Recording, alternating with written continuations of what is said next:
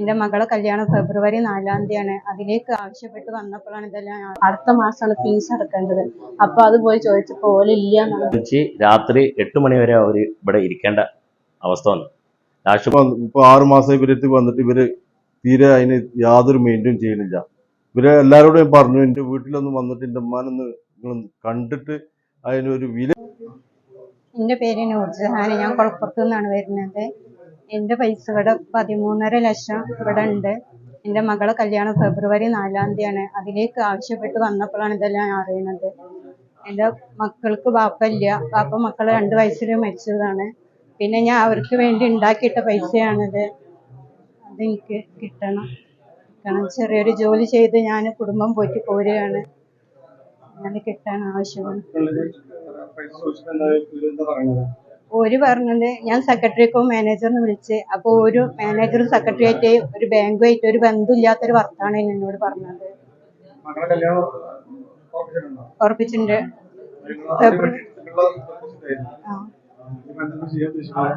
ഞാനെന്ത് ചെയ്യാൻ, എനിക്കൊരു മാർഗം ഇല്ല എന്റെ മുന്നിൽ. ഇതല്ലാതെ ഇത് കിട്ടിപ്പോരാന്നല്ലാതെ ഒരു മാർഗം എന്റെ മുന്നിലില്ല. ഇതന്നെയാണ്.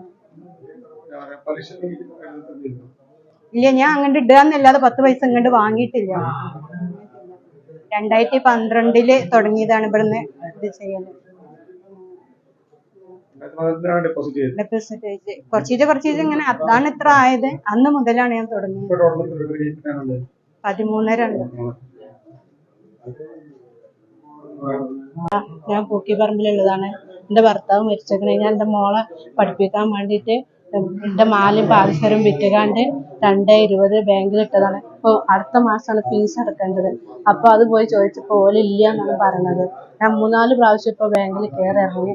പക്ഷെ ഓല് എന്താ ചെയ്യാന്ന് പറഞ്ഞത്. ഞാൻ പറഞ്ഞു എന്ത് ചെയ്താലും വേണ്ടില്ല, എന്റെ കുട്ടീന്റെ ഫീസ് അടക്കാനുള്ളത് അടുത്ത മാസമാണ്. 1.60 അടക്കണം. അത് എന്തായാലും നിങ്ങൾ തന്നേ പറ്റുള്ളൂ. എന്റെ കുട്ടീന്റെ ബാപ്പി ഇല്ലാത്തതാണ്. അപ്പൊ ഞാൻ എന്റെ ഒന്നും കഴിയൂല. അപ്പൊ കഴിയാത്തോണ്ട് എന്റെ പാദസരവും മാലും വിറ്റുകാണ്ട് ആ പൈസ കൊണ്ടുപോയി ഇട്ടതാണ് ഇപ്പൊ ഫീസ് അടക്കാൻ വേണ്ടിയിട്ട്. ഓല് എങ്ങനെയാണ് പറയണത്. അപ്പൊ എന്തായാലും എന്റെ പൈസ അടുത്ത മാസം കിട്ടേ പറ്റുള്ളൂ. എൻ്റെ പേര് അബ്രഹ്മാനാണ്.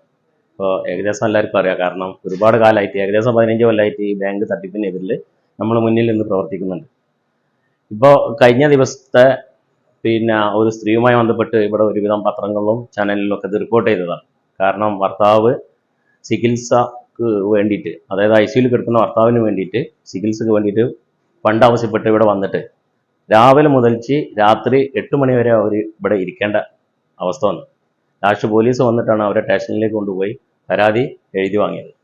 ഈ ബാങ്ക് ഈ സ്ഥിതിയിലേക്ക് എത്തിയത് ഇവിടുത്തെ മുസ്ലിം ലീഗിന്റെ പ്രമുഖരായ നേതാക്കന്മാർ, മുൻ ഭരണസമിതി, ഏകദേശം 1998 മുതൽച്ചുള്ള മുൻ അതുപോലെ തന്നെ പഞ്ചായത്ത് പ്രസിഡന്റും അന്നത്തെ അതുപോലെ തന്നെ ബാങ്ക് പ്രസിഡന്റായിരുന്ന ഇവിടുത്തെ ഒരു മുതിർന്ന നേതാവ്, ഇവിടെ തെന്നൽ എന്റർപ്രൈസസ്, അതുപോലെ തന്നെ വിഷൻ വേൾഡ്, അങ്ങനെ ഒരുപാട് വീട്ടുപകരണത്തിന്റെ പേരിൽ ലോണ് കൊടുക്കുക, അതുപോലെ തന്നെ എന്താ പറയുക ഗ്യാസ് ലോണ്, അതുപോലെ തന്നെ ഇല്ലാത്ത ആളുകളെ പേര് ഏകദേശം 500-ൽ കൂടുതൽ വേജ ആളുകളെ മെമ്പർഷിപ്പിൽ ചേർത്തിട്ട് അവരുടെ പേരിൽ വേജ ലോണാണ് കാർഷിക ലോൺ. ഈ കാർഷിക ലോൺ എടുത്തിട്ടുള്ളത് 50,000 അതിൽ മുകളിലുള്ള കാർഷിക ലോൺ ഇവിടുന്ന് പോയിട്ടുണ്ട്. അവർക്കൊക്കെ നോട്ടീസ് അയച്ചിട്ട് അങ്ങനെ ഒരാൾ ജീവിച്ചിരിപ്പില്ല എന്നാണ്. അങ്ങനെ ഒരാൾ തന്നെ ഇല്ല.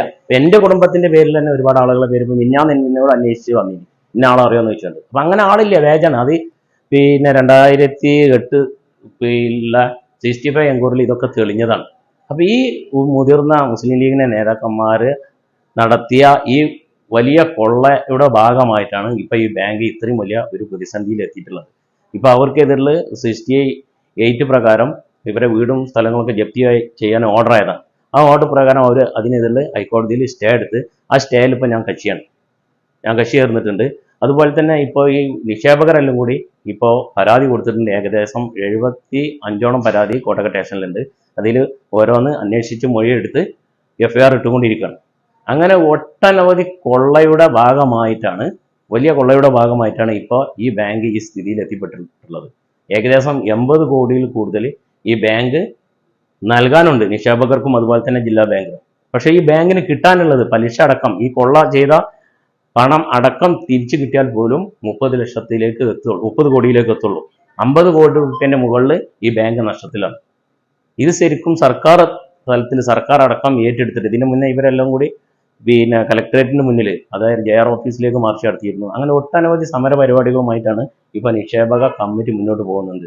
ഇന്നിപ്പോ ഇവരെല്ലാവരും കൂടി ഇവിടെ കൂടാനുള്ള കാരണം, ഇന്ന് ഈ പിന്നെന്താ പറയാ ജനറൽ ബോഡി വിളിച്ചിട്ടുണ്ട്. ജനറൽ ബോഡിയിൽ ഇവർ പാസ്സാക്കി എടുക്കാനുള്ള ശ്രമം എന്തായിരുന്നു എന്ന് വെച്ചാൽ, കഴിഞ്ഞ ഭരണസമിതിന്റെ കാലത്ത് കഴിഞ്ഞ പിന്നെ 2002-2003 കാലയളവിലുള്ള ഒരുപാട് പിന്നെ അവരുടെ സ്വന്തക്കാരായിട്ടുള്ള ആളുകളെ ലോണുകൾ ഏകദേശം 25 ലക്ഷമൊക്കെ ഓരോരോ വ്യക്തികൾക്ക് മുസ്ലിം ലീഗിന്റെ സെക്രട്ടറിന്റെ പിന്നെന്താ പറയാ വാപ്പാൻ്റെതാണെന്നാണ് അറിയാൻ കഴിഞ്ഞത്. മൂപ്പര് മരിച്ചു പോയിട്ടുണ്ട്, പക്ഷെ അയാളെ ലോൺ ആവാനാണ് സാധ്യത. ആ 24 ലക്ഷത്തോളം ഇത് ഇളവ് ചെയ്ത് സെറ്റിൽമെന്റ് ചെയ്ത് കൊടുത്തിട്ടുണ്ട്. അങ്ങനെ ഒരുപാട് സെറ്റിൽമെന്റ്, കോടിക്കണക്കിന് റുപ്യന്റെ സെറ്റിൽമെന്റ് ഈ ബാങ്ക് നഷ്ടത്തിലിരിക്കുമ്പോഴും ഇവർ നടത്തിയതിന്റെ ഭാഗമായിട്ട് ഇന്ന് അത് പിന്നെ ജനറൽ ബോഡി മീറ്റിംഗിൽ പാസ്സാക്കി എടുക്കും എന്നുള്ള ആ ഭയം കണ്ടിട്ടാണ് ഈ നിക്ഷേപകരെല്ലാം കൂടി അത് പാസ്സാക്കാൻ പറ്റുക എന്ന് പറഞ്ഞിട്ട് ഈ മീറ്റിംഗിൽ പങ്കെടുത്തിട്ടുള്ളത്. ജനറൽ ബോഡി ചേർന്നുകൊണ്ടിരിക്കണം. ഓക്കെ. +2 ഡിഗ്രി കഴിഞ്ഞവർക്ക് വേൾഡ്സ് ഫസ്റ്റ് AR/VR ക്ലാസ് റൂമിലൂടെ സ്മാർട്ട് ഫോൺ എഞ്ചിനീയർ ആവാം. കൂടുതൽ അറിയാൻ വിളിക്കൂ ബ്രിഡ്കോ ആൻഡ് ബ്രിഡ്കോ. എൻ്റെ പേര് ഉസ്മാൻ പറമ്പിൽ. എൻ്റെ ഉമ്മാക്ക് 6-7 വർഷമായിട്ട് കിടപ്പ് രോഗിയാണ്. അപ്പോൾ പിന്നെ പൈസ ഇവിടുന്ന് കിട്ടുന്നില്ല. വളരെയധികം വിഷമത്തിലാണ് ഞാൻ. എൻ്റെ ഉപ്പ 20 ലക്ഷം രൂപ ഉണ്ട് പൈസ. അപ്പോൾ ഇവരെ അടുത്തേക്ക് ഇപ്പോൾ 6 മാസമായി ഇവരെ അടുത്തേക്ക് വന്നിട്ട് ഇവര് തീരെ അതിന് യാതൊരു മെയിൻറ്റെയിൻ ചെയ്യണില്ല. ഇവരെ എല്ലാവരോടും ഞാൻ പറഞ്ഞു, എൻ്റെ വീട്ടിലൊന്ന് വന്നിട്ട് എൻ്റെ ഉമ്മാനൊന്ന് നിങ്ങൾ കണ്ടിട്ട് അതിനൊരു വിലയിരുത്തി ഇങ്ങോട്ട് പൈസ നിങ്ങൾ എന്തെങ്കിലും ഒന്ന് ചെയ്യും. എൻ്റെ വാപ്പ എൻ്റെ ഉമ്മാക്കും വേണ്ടിയിട്ട് അവരെ ചികിത്സാർത്ഥം ഈ പൈസ ഇവിടെ നിക്ഷേപിച്ചതാണ്. നിങ്ങൾ ഈ ഉമ്മാനെങ്ങനെ കഷ്ടപ്പെടുത്തി ബുദ്ധിമുട്ടിച്ചല്ലേ, നിങ്ങൾ എത്രയും പെട്ടെന്ന് ഈ പൈസ തുക എങ്ങനെയെങ്കിലും ഒന്ന് റിലീസാക്കി തരും എന്ന് പറഞ്ഞിട്ട് 6 മാസമായി ഞാൻ ഇവിടെ ഇങ്ങനെ കിടന്ന് ഇറങ്ങിക്കൊണ്ട് നടക്കുകയാണ്. വളരെയധികം പ്രയാസത്തിലാണ്. എത്രയും പെട്ടെന്ന് ഈ പൈസ ഞങ്ങൾക്ക് റിലീസ് ആക്കി തരാൻ വേണ്ടിയിട്ട് നിങ്ങളെല്ലാവരും നമുക്ക് ഹെൽപ്പ് ചെയ്യണമെന്ന് അപേക്ഷിക്കുന്നു.